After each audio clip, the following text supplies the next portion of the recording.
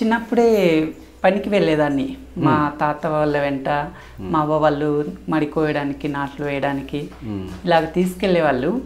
చిన్నప్పటి నుంచి కొంచెం పని అమ్మ చెప్పేదన్నమాట. ఎప్పుడు పడుకునేటప్పుడు వాళ్ళు పడ్డ కష్టాలు, తను ఎలాగ లైఫ్ని లీడ్ చేసిందనేసి మాకు కథలుగా చెప్పేది అమ్మ. ఆ కథలన్నీ వింటూ పెరిగామన్నమాట కొంచెం వరకు. ఓకే. అలాగున్నప్పుడు ఇంకా అమ్మ పరిస్థితి కొంచెం అర్థమై మేము కూడా తనకి కొంచెం హెల్ప్గా ఉండాలి అన్నట్టు చిన్నప్పుడే పనికి వెళ్ళడం స్టార్ట్ చేశానన్నమాట. అలా వెళ్తూ సో కట్టెలు కొట్టడానికి వెళ్ళేది, నాటేయడానికి, మడికోతకి అంతా వెళ్ళేదాన్ని. ఒకసారి ఇంకా స్కూల్లో, అంగన్వాడీ స్కూల్లో ఒక లక్ష్మీదేవి మేడం ఉంటారు, తను స్కూల్కి తీసుకెళ్లారు నన్ను. అక్కడికి వెళ్ళింది కూడా అంటే ఫస్ట్లో ఇంట్రెస్ట్ లేదు స్కూల్ అంటే. ఓకే. అక్కడ ఫుడ్ పెడుతున్నారు, స్టడీస్ అన్ని అనంతపురంలోనే, అనంతపూర్లోనే. ఓకే. అక్కడ ఫుడ్ పెడుతున్నారు అనేది ఒక్కటి బాగా ఇంట్రెస్టింగ్ థింగ్ అనమాట. అంటే మీ అమ్మ మీ నాన్న పేరు? అమ్మ పద్మావతి, నాన్న మల్లేష్. మీ ఫ్యామిలీ మెంబర్స్ ఇంకా అంటే మీరు ఒకరేనా? అన్న ఉన్నారు నాకు, అక్క ఉన్నారు. ఓకే. నేను అనమాట. లాస్ట్. ఎస్. మీ స్టడీస్ ఎక్కడి నుంచి స్టార్ట్ అయ్యాయి? ఫస్ట్ నా స్టడీ వచ్చేసి సోములదూరులోనే స్టార్ట్ అయింది. అదే చెప్పాను కదా, ఫుడ్ కోసం వెళ్ళాను స్కూల్కి కూడా. అలాగ ఇంకా ఫస్ట్ 3 క్లాసెస్ దాకా అంత ఇంట్రెస్ట్ ఏమి ఉండేది కాదు. పనికి వెళ్తూనే ఇక్కడ మాది ఒక షోరూమ్ కూడా ఉంటుంది.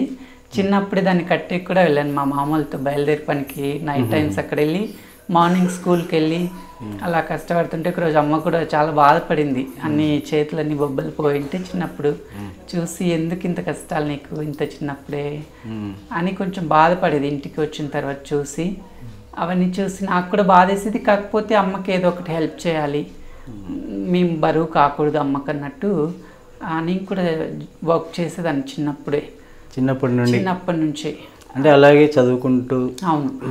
ఇంకా 4th క్లాస్లో కొంచెం నాకు ఇంట్రెస్ట్ పెరిగిందనమాట. ఒక అబ్బాయికి, మా ఊరు అబ్బాయి 3rd క్లాస్ ఫస్ట్ వస్తే అందరూ చప్పట్లు కొట్టారనమాట. సో అప్పుడు అది చూసి కొంచెం జెలస్గా ఫీల్ అయ్యానమాట. ఎందుకు తనకే క్లాప్స్ కొడుతున్నారు, నాకెందుకు కొట్టకూడదు, నేనెందుకు ఆ స్థానానికి వెళ్ళకూడదు అని కొంచెం మనసులో పడిందనమాట. So next year class first వచ్చానమాట. ఆ ప్లేస్లో నేనున్నాను. అందరూ చప్పట్లు కొడుతుంటే అది తెలియని ఆనందం అనమాట, ఏదో నేను సాధించాను అన్నట్టు. అప్పటి నుంచి ఆ రుచిని మరిగానమాట, విన్నింగ్ ఒక్క రుచిని మరిగాను. అప్పటి నుంచి మంచిగా స్కూల్కి వెళ్తూ, అప్పుడప్పుడు వీలున్నప్పుడు పనులకు వెళ్తూ అలాగా నా కంటిన్యూ అయ్యి 7th స్కూల్ ఫస్ట్ వచ్చాను అనమాట మా ఊర్లో. 7th. ఓకే. అక్కడ వరకు ఇంకా నాకు ఏసీడిటీ అని ఒకటి ట్రస్ట్ ఉండేది ఇక్కడ. వాళ్ళు బట్టలు, చెప్పులు మొత్తం అన్నీ ఇచ్చేవాళ్ళు నాకు. ఓకే. సో అలాగా నా ఎడ్యుకేషన్ అంతా ఫినిష్ అయింది. నాకు సైకిల్ కూడా అప్పట్లో స్కూల్ ఫస్ట్ వచ్చినందుకు సైకిల్ కూడా ఇచ్చేవాళ్ళు, సైకిల్ గిఫ్ట్గా. అలాగా మా ఊర్లోనే 7th దాకా నా బాల్యం గడిచిపోయింది ఇక్కడే. ఆఫ్టర్ 7th మాకు ఇక్కడ ఊర్లో 7th దాకే ఉంటుందండి. ఓకే. ఆ తర్వాత మేము అనంతపురానికి వెళ్ళాలి, 5 కిలోమీటర్స్ ఇక్కడ నుంచి. అక్కడ ఫస్ట్ వచ్చేసి అమ్మ అందరి పిల్లల్లాగే నా పిల్లల్ని కూడా ఎంత కష్టం ఉన్నా ప్రైవేట్ స్కూల్లో చదివించాలి అని కష్టపడింది, చాలా కష్టపడింది. కష్టపడి ఫైనల్గా అయితే తీసుకెళ్ళింది, జాయిన్ చేసింది శ్రీ విద్యా నికేతన్లో. అక్కడ బాగా చదువుతున్నా, నాకు అందరికన్నా మంచి మార్క్స్ వచ్చాయి 8th. 3 months ఉండగలిగామన్నమాట. అంటే ఎకనామికల్ స్టేటస్ అంత మంచిగా లేదు. ఇంకా తను లాగలేకపోయింది. 2 పిల్లల్ని, అన్న ఇద్దరం ఒకే క్లాస్ అనమాట. ఇద్దరికి పే చేయాలంటే కొంచెం కష్టం అనిపించింది అనమాట. అలాంటప్పుడు ఇంకా ఏం తెలియక, so again I move to government school, government high school number 1 అనేసి ఓల్డ్ టౌన్లో చాలా చిన్న స్కూల్ అది ఒకప్పట్లో. అంటే మీది అనంతపూర్కి బార్డర్ కదా? ఇంకా ఆ స్కూల్కి వెళ్ళాను అనమాట. అది ఆఫ్టర్నూన్ వరకే ఉంటుంది, ఆఫ్టర్నూన్ నుంచి మరి కాలేజ్ ఉంటుంది అందులో. ఆ స్కూల్లో ఇంకా వర్షం వస్తే స్కూల్ ఉండదు, మొత్తం అంతా వర్షానికి తడిచిపోయేదన్నమాట. అలాంటి స్కూల్లో చదివాను అనమాట.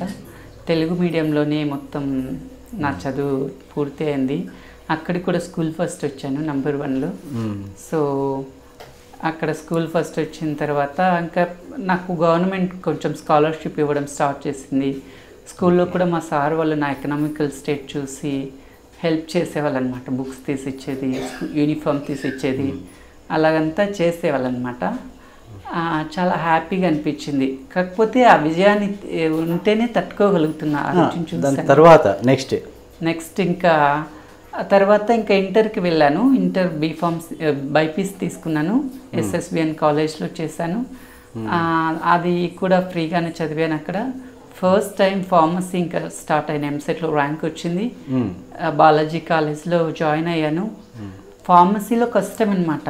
ఒక్కసారిగా ఇంగ్లీష్ మీడియం, మొత్తం ఇంగ్లీష్, చదివిందంతా తెలుగులోనే. But it was so tough at the time. అసలు ఏం చదవాలి, English medical terms, that to pharmacy, it was so difficult at the time. భయం వేసింది first, I can do it or not. But ఒక్కసారి దిగిన తర్వాత సో అది ఇంకా ఏమంటారు, నిండా తడిచిన తర్వాత ఇంకా చలి ఏముంది అన్నట్టు. So I have to do it. చేయాలి, పట్టుదలగా చేయాలి, సాధించాలి ఏదైనా అనే ఉద్దేశంతో ఫస్ట్ అడిగారనమాట మా సీనియర్స్, నువ్వు అట్లీస్ట్ పాస్ అవుతావా అని అడిగారు ఫస్ట్ ఇయర్లో. So first year college first వచ్చానమాట. కాలేజ్ ఫస్ట్ వచ్చేసరికి అందరూ షాక్ తిన్నారు. ఒక అన్నోన్ నేమ్ వచ్చింది college first. So everybody was surprised at that time. తర్వాత ఇంకా అలాగే ఎప్పుడు క్లాస్ ఫస్ట్ వచ్చి యూనివర్సిటీ టాపర్గా వచ్చి గోల్డ్ మెడల్ కూడా వచ్చింది ఫార్మసీలో. యా. సో అలా అయిపోయిన తర్వాత చిన్నప్పటి నుంచి నా గురించి నాకు తెలుసు అండి. ఎప్పుడైతే ఒక 6 years ఉన్నాయో నా యొక్క హావభావాలు నాకు తెలిసిపోయాయి అన్నమాట. నేను ఒక ఫాల్స్ బాడీలో పుట్టానని నాకు అర్థమైపోయింది. సో నాకున్న ఫీలింగ్స్ అన్నీ అమ్మాయిలాగా ఉన్నాయి. But I was in a boy body. అప్పట్లో తెలిసేది కాదు, అవగాహన ఉండేది కాదు. చిన్నప్పుడు చాలా లైక్ ట్రాన్స్పరెంట్గా ఉన్నాను అనమాట. అందరి దగ్గర చూసారు, ఇక్కడ ఉన్న వాళ్ళంతా చూసారు నన్ను, ముగ్గులు వేయటం, అలకటం, పేరెంటాల దగ్గర పాటలు పాడటం. సో అప్పట్లో తెలిసేది కాదు, ఎవరు బయట వాళ్ళు ఏమన్నా అనుకుంటారు అని లేదు. సో నేను ఎలా ఉండాలనుకున్నానో అలా ఉన్నాను అనమాట. అంతే అలాగున్నాను. తర్వాత కొంచెం 7th class అలాగొచ్చేసరికి తెలిసింది, ఇలాగుంటే సొసైటీలో కొంచెం ఇంట్లో వాళ్ళకి చెడ్డ పేరు వస్తుంది.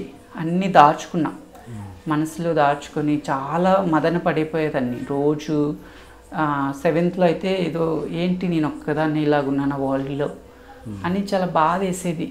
ఏంటి ఇట్లా ఉంది నాకు పరిస్థితి, దేవుడు ఎందుకు ఇట్లా పెట్టాడు అట్లా అనేసి.